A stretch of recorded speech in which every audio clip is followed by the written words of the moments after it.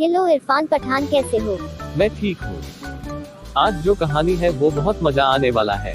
तो चलो कहानी में। अगर आप लोगों को मेरी कहानी पसंद आए, प्लीज सब्सक्राइब करें और लाइक करें। Of done. कहानी की शुरुआत एक छोटे से गांव के बारे में होती है, जहां हर कोना भूतों से भरा हुआ था।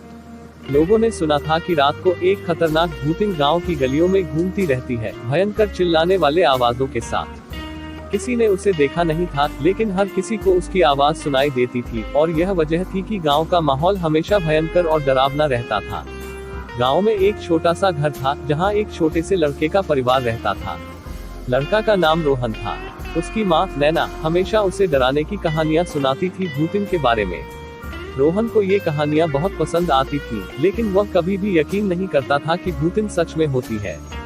उसका दोस्त समीर भी उसे ये कहानियां सुनाता था, और दोनों मिलकर हंसते थे, सोचते थे कि कहीं ऐसा कुछ सच में हो भी सकता है। एक रात जब रोहन और समीर गांव के बाजार में थे, उन्होंने भूतिन की आवाज सुनी। सभी लोग डरा हुआ भाग रहे थे, लेकिन रोहन ने सोचा कि अब वह साबित करेगा कि भूतिन असल में होती है या नहीं। उसने समीर को रोककर कहा, चल हम इसे पकड़ते हैं।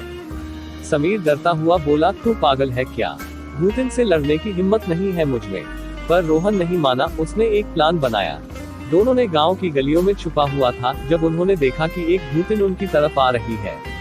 रोहन ने समीर को सिग्नल दिया और दोनों ने एक साथ भूतिन को पकड़ लिया। भूतिन की असलियत सामने आई। वह एक छोटी सी लड़की थी, जो भूखी और थकी हुई थी। उसकी आंखों में दर्द था और वह बड़ी प्यासी लग रही थी। रोहन और समीर को बहुत अफसोस आया कि लोगों ने इतनी डरावनी कहानियां सुनाकर वह इस मासूम बच्ची को भूतिन समझकर पकड़ लिया। रोहन ने उससे प्यार से पूछा, तुम्हारा नाम क्या है? तुम यहाँ क्यों हो? भूतिन ने डर से आंखें बंद कर ली और कहा, मेरा नाम मीरा है।